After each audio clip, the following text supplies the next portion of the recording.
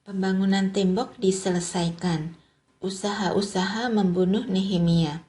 Nehemia 6 ayat 1-19. Ketika Sanbalat dan Tobia dan Geshem, orang Arab itu dan musuh-musuh kami yang lain mendengar bahwa aku telah selesai membangun kembali tembok sehingga tidak ada lagi lubang, walaupun sampai waktu itu di pintu-pintu gerbang belum kupasang pintunya, maka Sanbalat dan Geshem mengutus orang kepadaku dengan pesan, "Mari kita mengadakan pertemuan bersama di Kefirim, di lembah Ono."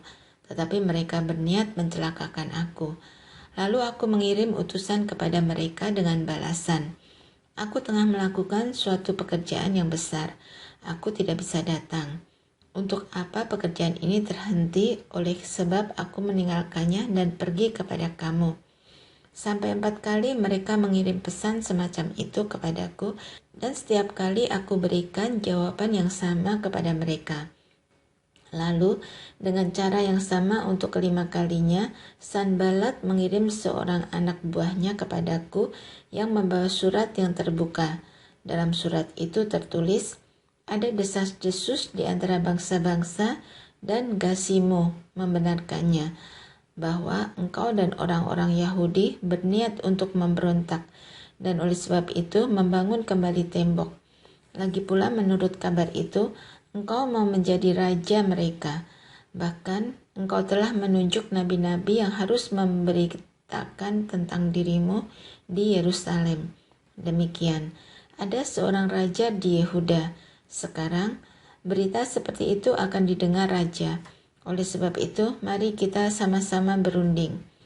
Tetapi aku mengirim orang kepadanya dengan balasan, "Hal seperti yang kau sebut itu tidak pernah ada. Itu isapan jempolmu belaka."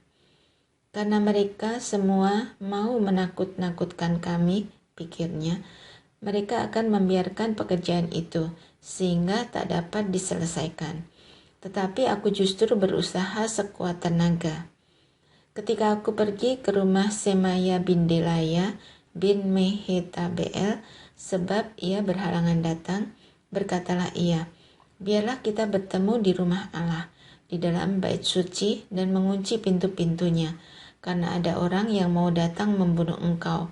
Ya, malam ini mereka mau datang membunuh engkau." Tetapi kataku, "Orang manakah seperti aku ini yang akan melarikan diri? Orang manakah seperti aku ini dapat memasuki bait suci dan tinggal hidup?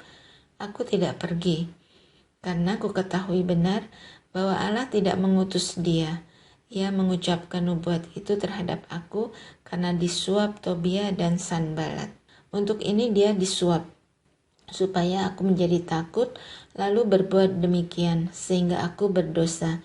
Dengan demikian mereka mempunyai kesempatan untuk membusukkan namaku, sehingga dapat mencela aku. Ya Allahku, ingatlah bagaimana Tobia dan Sanbalat masing-masing telah bertindak. Pun tindakan Nabiah Noajah dan nabi-nabi yang lain yang mau menakut-nakutkan aku. Maka selesailah tembok itu pada tanggal 25 bulan Elul, dalam waktu 52 hari. Ketika semua musuh kami mendengar hal itu, takutlah semua bangsa sekeliling kami. Mereka sangat kehilangan muka dan menjadi sadar bahwa pekerjaan itu dilaksanakan dengan bantuan Allah kami. Pada masa itu pula, para pemuka Yehuda mengirim banyak surat kepada Tobia, dan sebaliknya mereka menerima surat-surat daripadanya, karena banyak orang di Yehuda mempunyai ikatan sumpah dengan dia, sebab ia adalah menantu Sekanya bin Arah. Sedang Yohanan anaknya mengambil anak Mesulam bin Berekia sebagai istri. Juga mereka sebut-sebut segala kebaikan Tobia di mukaku, dan segala perkataanku terus dibeberkan kepadanya. Pula Tobia mengirim surat-surat untuk menakut-nakutkan aku. Tindakan-tindakan untuk melindungi kota. Nehemia 7 ayat 1-3. Setelah tembok selesai dibangun, aku memasang pintu-pintu. Lalu diangkatlah penunggu-penunggu pintu gerbang, para penyanyi dan orang-orang Lewi. Pengawasan atas Yerusalem aku serahkan kepada Hanani, saudaraku, dan kepada Hananya, panglima benteng, karena dia seorang yang dapat dipercaya dan yang takut akan Allah, lebih daripada orang-orang lain. Berkatalah aku kepada mereka, pintu-pintu gerbang Yerusalem jangan dibuka sampai matahari panas terik, dan pintu-pintunya harus ditutup dan dipalangi, sementara orang masih bertugas di tempatnya. Tempatkanlah penjaga-penjaga dari antara penduduk Yerusalem, masing-masing pada tempat-tempat penjagaan dan di depan rumahnya. Daftar orang-orang yang kembali dari pembuangan. Nehemia 7 ayat 4-72. Adapun kota itu luas dan besar, tetapi penduduknya sedikit dan rumah-rumah belum dibangun. Maka Allahku memberikan dalam hatiku rencana untuk mengumpulkan para pemuka, para penguasa dan rakyat, supaya mereka dicatat dalam silsilah. Lalu kudapati daftar silsilah orang-orang yang lebih dahulu berangkat pulang. Dalam daftar itu kudapati tertulis, inilah orang-orang provinsi Yehuda yang berangkat pulang dari pembuangan, yakni para tawanan yang dahulu diangkut oleh Nebukadnezar, Raja Babel, dan yang kembali ke Yerusalem dan ke Yehuda, masing-masing ke kotanya. Mereka datang bersama-sama Serubabel, Yesua, Nehemia, Asaria, Raamia, Nahamani, Mordekai, Bilsan, Bisperet, Bigwai, Nehum, dan Baana. Inilah daftar orang-orang bangsa Israel. Bani Paros 2.172 orang. Bani Sifaca 372 orang. Bani Arak 652 orang. Bani Pahat Moab, yakni Bani Yesua dan Yoab 2.818 orang. Bani Elam 1.254 orang.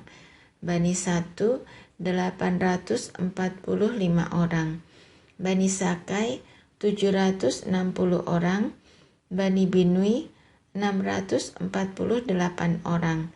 Bani Bebai 628 orang.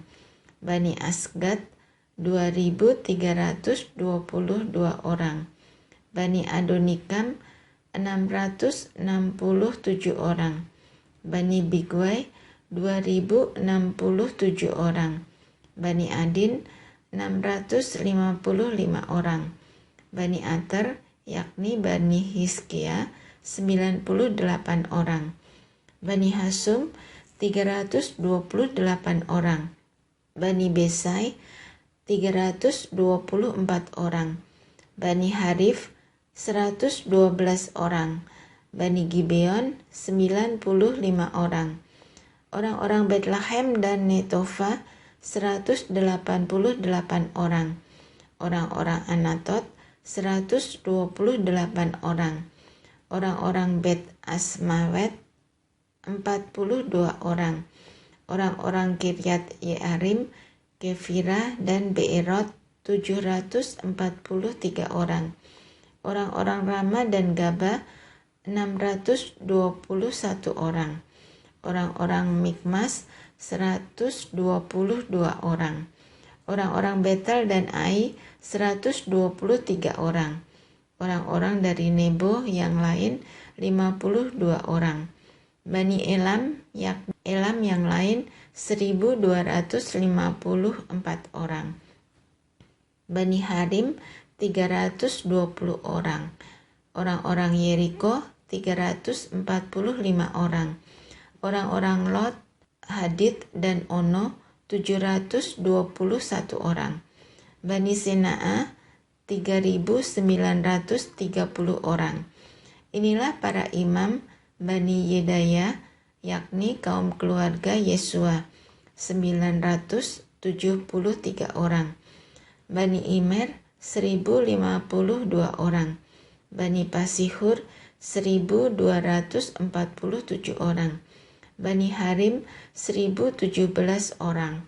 Inilah orang-orang Lewi, Bani Yesua, yakni Bani Kadmiel dan Bani Hodewa, 74 orang. Inilah para penyanyi Bani Asaf, 148 orang. Inilah para penunggu pintu gerbang, Bani Salum, Bani Ater, Bani Talmon, Bani Akub, Bani Hatita, Bani Sobai, 138 orang. Inilah para budak di bait Allah, Bani Siha, Bani Hasufa, Bani Tabaot, Bani Keros, Bani Sia, Bani Padon, Bani Lebana, Bani Hagaba, Bani Salmai, Bani Hanan, Bani Gidel, Bani Gahar, Bani Reaya, Bani Resin, Bani Nekoda, Bani Gasam, Bani Usa, Bani Pasea, Bani Besai, Bani Meunim, Bani Nefusim, Bani Bakbuk, Bani Hakufa, Bani Harhur, Bani Baslit, Bani Mehida, Bani Harsa, Bani Barkos, Bani Sisera, Bani Temah, Bani Nesia, Bani Hatifa. Inilah keturunan para hamba Salomo, Bani Sotai, Bani Soferet, Bani Perida, Bani Ya'ala, Bani Darkon, Bani Gidel, Bani Sefaca, Bani Hatil, Bani Pokeret, Hasebaim, Bani Amon. Seluruh budak di bait Allah dan keturunan para hamba Salomo ada 392 orang.